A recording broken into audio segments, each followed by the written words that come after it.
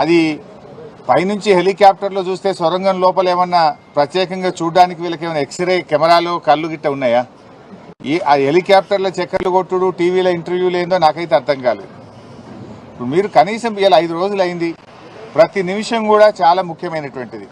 So ఈరోజు మా మహబూబ్ నగర్ మరియు నల్గొండ జిల్లా మాజీ మంత్రివర్యులు, మాజీ శాసనసభ్యులు, శాసన మండలి సభ్యులు, పార్టీ సీనియర్ నాయకులు అందరం కలిసి అక్కడికి వెళ్ళి మరి ఎవరైతే బాధిత కుటుంబాలు ఉన్నాయో వారికి ఓదార్చడానికి, వారికి ధైర్యం చెప్పడానికి, మరి ప్రభుత్వ సహాయక చర్యలు నిజంగా ఎలా జరుగుతున్నాయో, కరెక్ట్గా చేస్తున్నారా లేదా, మాకుండే అనుభవాన్ని, మాకుండేటువంటి ఆలోచనలు కూడా వీలైతే త్వరితగతిన వేగవంతంగా సహాయక చర్యలు జరపడానికి మా యొక్క సూచనలు కూడా అందించాలనే ఉద్దేశంతో బీఆర్ఎస్ పార్టీ బృందం మేము అక్కడికి బయలుదేరి వెళ్తున్నాం. అది పైనుంచి హెలికాప్టర్లో చూస్తే సొరంగం లోపల ఏమన్నా ప్రత్యేకంగా చూడడానికి వీళ్ళకి ఏమైనా ఎక్స్రే కెమెరాలు కళ్ళు గిట్ట ఉన్నాయా? ఆ హెలికాప్టర్లో చక్కర్లు కొట్టుడు టీవీలో ఇంటర్వ్యూలు ఏందో నాకైతే అర్థం కాలేదు. ఇప్పుడు మీరు కనీసం ఇలా 5 రోజులు అయింది, ప్రతి నిమిషం కూడా చాలా ముఖ్యమైనటువంటిది. వెయిట్ చేశాం, కానీ బాధ కలిగే అంశం ఏంటంటే ఇప్పటి వరకు ఒక్క అడుగు ముందుకు బల్లే. There is no direction. దాదాపు 10 ఏజెన్సీలు ఉన్నారు.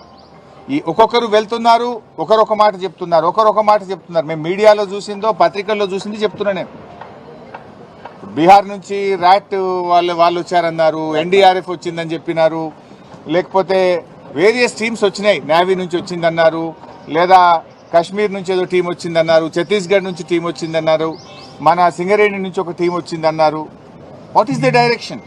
అది ఎవరు ఇవ్వాలి? గవర్నమెంట్ ఇవ్వాలి. అందరి మాటలు విని ఒక స్పష్టంగా ఒక లైన్ ఆఫ్ యాక్షన్ ఇచ్చి దాన్ని వేగవంతంగా చేసి వాళ్ళని బయటకు తీసుకొచ్చే ప్రయత్నం చేయాలి. అందులో పూర్తిగా ఫెయిల్ అయిపోయింది గవర్నమెంట్.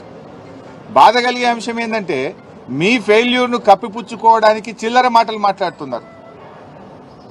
మేము రాజకీయాలు చేయకుండా సంయమనంగా గంభీరంగా వాళ్ళ ప్రాణాలు కాపాడాలని బీఆర్ఎస్ సహకరిస్తూ ఉంటే, ఉత్తమ్ కుమార్ రెడ్డి గారు టనల్ దగ్గర కూర్చొని ప్రమాదం జరిగిన సంఘటన దగ్గర నుంచి బీఆర్ఎస్ మీద బురద జల్లే ప్రయత్నం, ఢిల్లీలో కూర్చొని రేవంత్ రెడ్డి ఎస్ఎల్బీసీ సొరంగంలో బీఆర్ఎస్ మీద బురద జల్లే ప్రయత్నం చేస్తుంటాడు.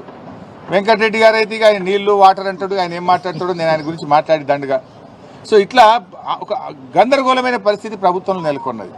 ముఖ్యమంత్రి మాటకు నీటిపారుదల మంత్రి మాటల మధ్య పొంతన లేదు. మీరు బీఆర్ఎస్ని విమర్శించడానికి ఇది సమయమా? అసలు బీఆర్ఎస్ని విమర్శించే నైతిక హక్కు మీకుందా? అంటే తమ తప్పును కప్పిపుచ్చుకోవడానికి ఇతరుల మీద నెపన్నెట్టే ప్రయత్నం చేస్తున్నారు. అంటే ప్రమాదం జరగడం దురదృష్టకరం. సరే, అది ఎలా జరిగింది, దాంట్లో ప్రభుత్వ వైఫల్యం ఉందా, తొందరపాటు ఉందా, జియాలజికల్ సర్వే ఆఫ్ ఇండియా అనుమతి ఇచ్చిందా లేదా, అనుమతిస్తే ఏం జాగ్రత్తలు చెప్పింది, ఆ జాగ్రత్తలు వీళ్ళు పాటించారా లేదా, అవన్నీ విషయాలు బయటకు రావాలి. కానీ ఇలా జరిగిన సంఘటన తర్వాత ప్రభుత్వ స్పందన చాలా బాధాకరంగా ఉంది. ముఖ్యమంత్రి ఏమో హెలికాప్టర్ వేసుకొని ఆయన ఎన్నికల ప్రచారానికి పోతున్నాడు. ఇక 8 మంది ప్రాణాలు ముఖ్యమా, ఎన్నికల ప్రచారం ముఖ్యమా రేవంత్ రెడ్డి గారికి? కనీసం ముఖ్యమంత్రి అక్కడికి వెళ్ళి ఆ సహాయక చర్యల్ని ముమ్మరం చేయడంలో కానీ, ఒక డైరెక్షన్ ఇవ్వడంలో కూడా అటు ముఖ్యమంత్రి గారు, ఇటు నీటిపారుదల శాఖ మంత్రి కూడా పూర్తిగా ఫెయిల్ అయిపోయారు. మేము బీఆర్ఎస్ పార్టీ తరఫున సహాయక చర్యల్లో ఇబ్బంది కలగొద్దు, ప్రభుత్వానికి సహకరించాలి, సంయమనం పాటించాలని చెప్పి గత 4-5 రోజులుగా మేము వెయిట్ చేశాం. కానీ బాధ కలిగే అంశం ఏంటంటే ఇప్పటి వరకు ఒక్క అడుగు ముందుకు బల్లే. There is no direction. దాదాపు 10 ఏజెన్సీలు ఉన్నాయి.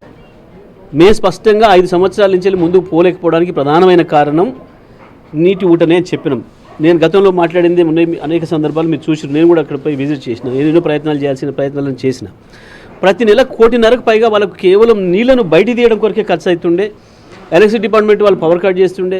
మళ్ళీ ఎలక్ట్రిసిటీ మినిస్టర్గా కూడా నేనే ఉన్నా కాబట్టి వాళ్ళు నన్ను అప్రోచ్ అయితే మళ్ళీ కనెక్షన్ ఇప్పించడం, ఏదో పద్ధతిలో దాన్ని పూర్తి చేద్దామని చెప్పి మేము చేసిన ప్రయత్నాలు ఏ పరిస్థితిలో కూడా ముందుకు పోలే. 5 సంవత్సరాలు 1 ఇంచు తవ్వడానికి వీలు కాలేదు. కేవలం నీళ్ళ వల్ల. అంటే వాళ్ళు పెట్టిన టెక్నాలజీ అటువంటి దుర్మార్గమైంది.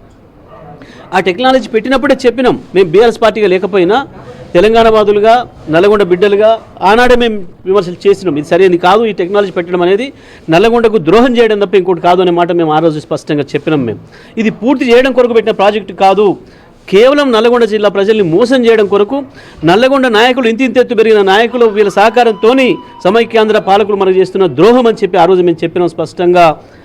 ఇవాళ అదే స్పష్టంగా